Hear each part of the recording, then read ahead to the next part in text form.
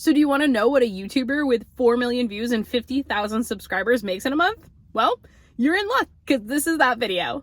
Okay, so this video stresses me out a little bit, and my husband said I probably shouldn't make it because talking about money in the US is a totally taboo subject, but I don't know. It's the video that I wish I had when I started my YouTube channel, and I have a pretty strong oppositional reflex, so let's do it.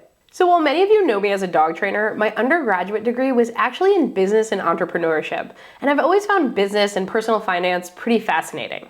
So when I was thinking about starting a YouTube channel, I wanted to know what other creators were making in that space. So in the spirit of transparency, I'm gonna show you exactly what I make on YouTube as a full-time YouTube dog trainer. I'm gonna show you when I started my channel, when I got monetized, and exactly how much I'm making on videos like these. So are you curious?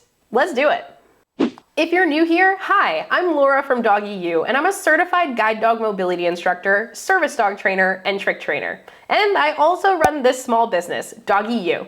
The mission of Doggy U is to provide free and low-cost training resources to those that need it, with a special focus on those looking to own or train their service dogs. And while I occasionally use outside contractors, like when I hired my friend to do my new website, or when I get occasional freelance help when I'm launching a new course and there just aren't enough hours in the day, it's primarily just me over here, writing the scripts, setting up the shots, filming, editing, releasing the videos, filing sales tax, marketing, answering emails, doing my books. I mean, you get the idea. I get a special little chuckle when people address emails to Laura and team, because then I look over at Cool Whip and I tell her she's a good teammate, but it would be better if she could grow some thumbs and actually answer these emails. Backstory. So I have a little bit of a complicated work history, probably the ADHD being a contributing factor to that, but I want to try and sum it up here so that you have a kind of an idea of the path that my career journey has taken me on. So as a business owner, I've actually started 3 different businesses in my life. The first being here in Connecticut as an in-person, successful pet and service dog training business. It started as my second job while I was apprenticing as a guide dog trainer instructor, and I was trying to stop living paycheck to paycheck. During that time when I was doing both jobs, I was actually working 40 hours a week as a guide dog trainer instructor with 5 to 6 dogs a day. And then I would kick off of work and go to my next 1 to 2 clients after work. And then on the weekends, on Saturdays and Sundays, I'd take another 2 to 3 clients. As you can imagine, it wasn't particularly sustainable. Eventually, I just couldn't keep up with that grueling schedule, and I decided to go full-time with my business after 5 years as a guide dog trainer. Then after a couple of years of running my thing full-time and even hiring a contractor because I had more business than I could handle, we decided to pick up and move to Denver. I had to start completely over with another in-person business where I ran an early puppy training and socialization program for pet and service dogs, and also trained service dogs in person. But in 2020, I ended up moving back to Connecticut and taking a job as a guide dog placement specialist, where I would travel the country placing guide dogs and helping to problem solve with existing teams. During that time, I also worked harder on my online business, Doggy U, because it had kind of been an on-again, off-again effort up until that point. But I didn't actually go full-time with Doggy U until January of 2023, when I left my career in guide dogs. And even when I did leave my stable nonprofit job, I still very much needed to take on clients to make ends meet at Doggy U. But fortunately, I've had the most wonderful clients over the years. But now I'm super proud to say that it looks like this is going to be the first year that I'm able to fully replace my salary as a guide dog instructor and commit full time to being able to make free and low-cost online training resources for the people that need it. I do want to point out here that the bar wasn't super high for me to be able to replace my income because I was working for a nonprofit, and even with 15 years in the industry, the pay wasn't super high. And fortunately, I started doing that right out of college, so I have always lived a somewhat frugal lifestyle, which allows me to take more risks with my business because I'm comfortable living small. But being able to replace my income through online training content isn't as straightforward as you might think. So let's talk a little bit about my YouTube channel and find out how much I actually make on YouTube as a full-time YouTube dog trainer. And hey, if this video is interesting to you and you value transparency, head on down and boop that like button. Doing so helps support the channel by helping others find this video. Cool Whip, Jake, and I would be so grateful. So to put into context what I make as a full-time YouTube dog trainer, we need to go back to the beginning. Back to August 17th, 2017, 7 years ago when I started this channel. At that time, I started feeling conflicted about the cost of training with me in person. So when I started the business, I had pretty low prices, but pretty soon I was training 6 or 7 clients a day. And after a year, I was starting to burn out. So I decided to raise prices so that I could take less clients, so that I could be better for my clients. But that also left me feeling conflicted because it meant that there was a higher proportion of the population that couldn't afford to train with me. At the same time, I was also realizing there was a high need for service dog training and that not everyone had immediate access to it in their physical location. And that's when Doggy U was born. I needed to charge a certain amount to my in-person clients to be able to stay mentally healthy and keep my business sustainable, but I also wanted those resources to be available to those who couldn't afford it or who lived in a training desert. Creating Doggy U was also very much motivated by my gratefulness to the dog trainers who introduced me to dog training online during a time in my life when I really couldn't afford all of the dog training that I was hungry to consume. At 22, I was still finishing my master's, apprenticing as a guide dog trainer, living in a house with a roommate, and eating rice and beans while making $28,000 a year. And while I saved every penny to be able to attend group classes with my rescue dog, Jake, I was hungry for more. I could not learn enough about dog training. I loved it. I wanted to learn all the things, and YouTubers like Emily from Kiko Pup and Tab from Training Positive, among others, were available for me right on my computer screen. I will always feel a debt of gratitude to YouTubers that made their content available to people like me when I needed it in a way that was accessible, basically free, because that's what I could afford at the time. And so I wanted to be a part of that, to give back a little bit and to make it possible for other young trainers like me to go down that path of learning how to train their dog and to make it accessible. And that's what I'm working towards.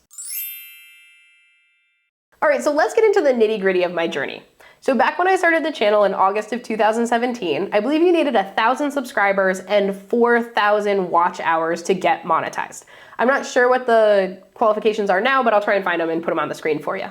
Monetization means that you're eligible to put ads on your channel, and then companies buy those ads that play during my videos, and then I get a small portion of that ad revenue. And basically, the more engagement that I get, so the more times that you comment, like, share it with a friend, watch all the way through, click on the next video, all of those things make it so that more people can find the channel, which means you get better ad revenue as it goes. So the best thing that you can do if you have a YouTuber that you absolutely love is to engage with their content, to like it, to comment, to share it with a friend, to watch their videos, because all of those things contribute to their channel growth, which means that they can make more revenue over time.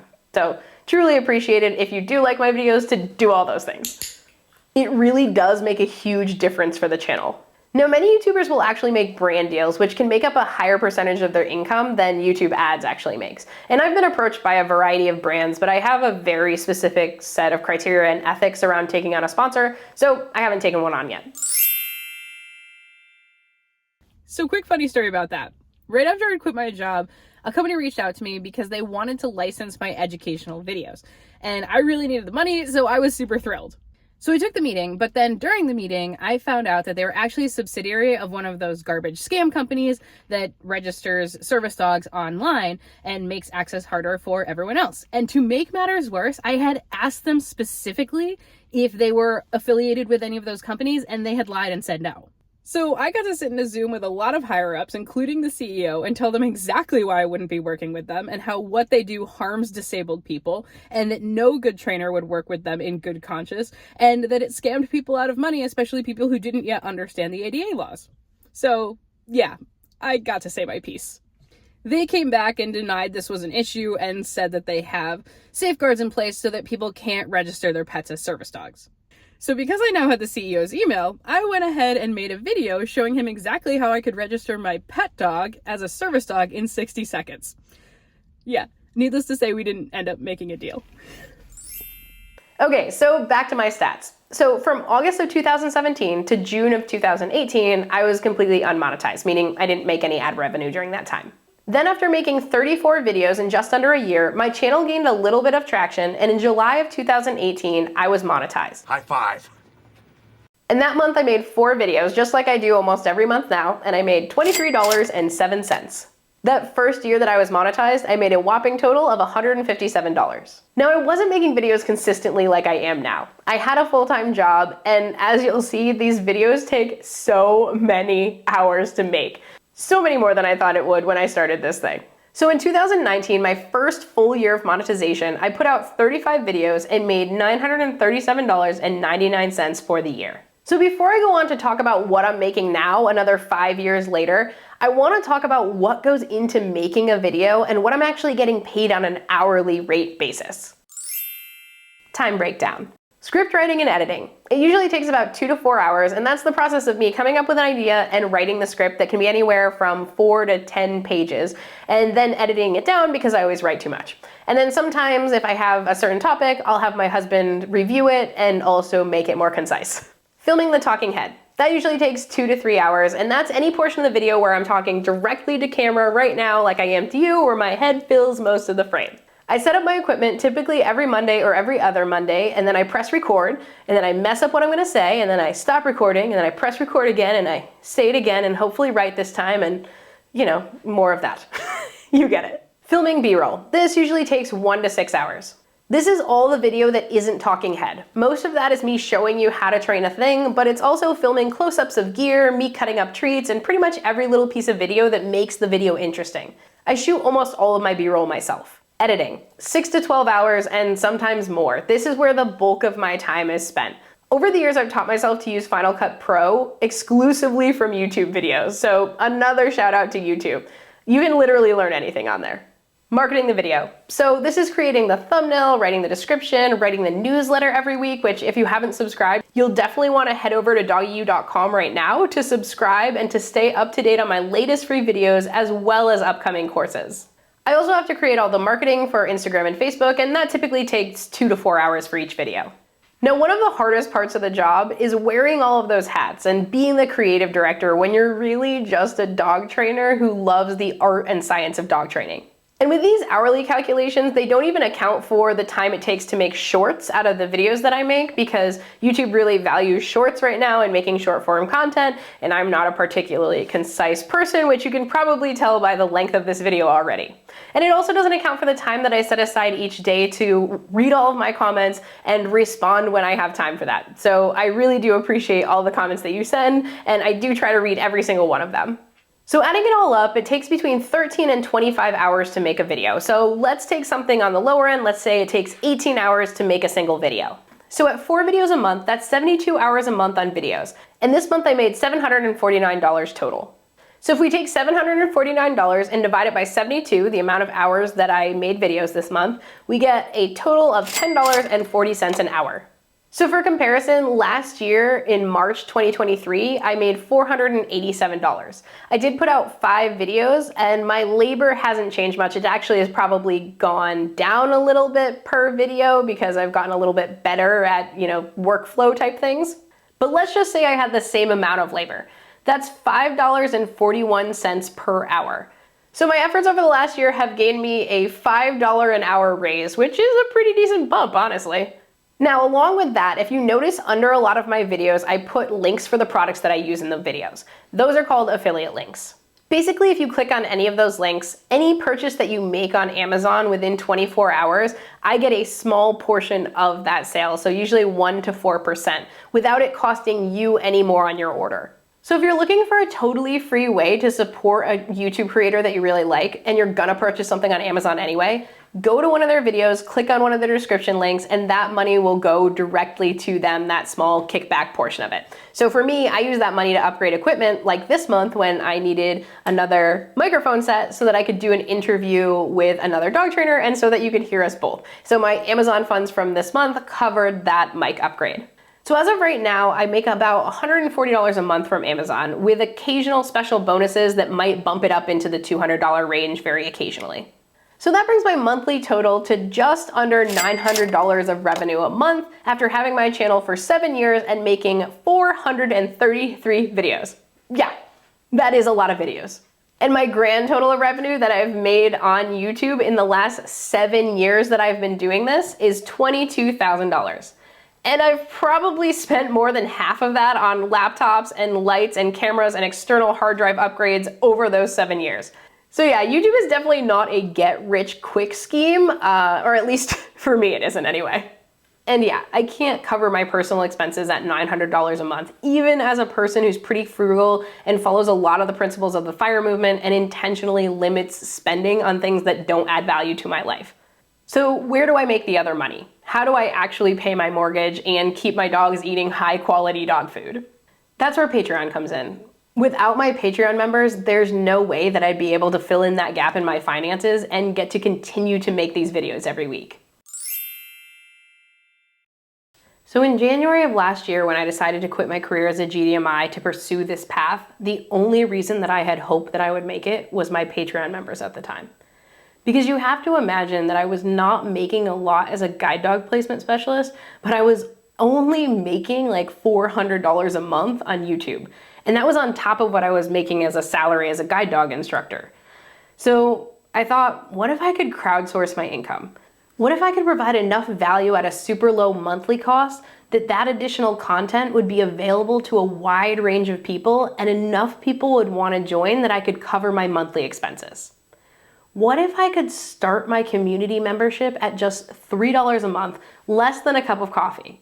And what if I had a membership option where members could actually submit a burning question that they had and have a certified trainer be able to answer it, again, at a super low cost? Or members could listen to other questions that other people had and get answers they didn't even know that they needed. That's what Patreon is. It's a way for members to have a more personal connection with the creator, so me in this case, and for creators to have a guaranteed income from their top fans and loyal followers that isn't subject to algorithm changes or the whims of social media. Plus, YouTube is its own special beast. The videos that I make for this channel have to be relatively short, they have to keep people entertained, have quick transitions, lots of B-roll, and they have to compete with other sensationalized dog trainers who magically fix behavior problems in 15-minute episodes. And that's really hard to go up against because the nitty-gritty of good dog training isn't flashy. Sometimes good dog training can be like watching paint dry while you just get the reps in, or let your dog observe a stressful stimulus from far away.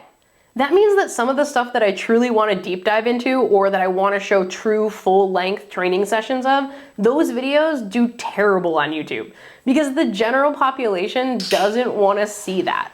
A lot of people want the quick fix that just doesn't exist. Believe me, I've tried to show full-length training sessions and they absolutely bomb on here. But that's where Patreon comes in.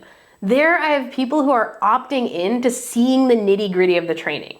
Those who want to come with me on a 3-part, 3-hour training journey that truly shows how to get a solid retrieve with your dog that actually holds up in the real world. Those are my people. Patreon is the place where I can put that content. It's also a place where I can just be more vulnerable and I can share more and show examples of mistakes and how I fix them because the people there have opted in. And they're nice and they know me and it feels like training with friends. On Patreon, I'm not subjected to the trolls of the open internet, meaning that I get to be even more authentic and relaxed with those special Doggy U community members who are opting in. So with all that, I'm happy to say that after a year of full-time dedication to YouTube and my Patreon folks, as of January, I am finally making what I made as a full-time guide dog trainer, which means the experiment was a success. And because of my Patreon members, I'm able to continue to deliver on the mission of making accessible resources for owner trainers. At the time that I went full-time on YouTube in January of 2023, I had 104 financially contributing members of Patreon. This month, the community just hit 600 members. Yay! So basically, this entire video is a love letter to my Patreon folks. You were there for me when I needed to leave my job as a guide dog instructor. You gave me hope that I could maybe one day make a living helping people in a different way than I did as a GDMI, and that gave me the feeling of purpose that I truly needed at a very dark time in my life.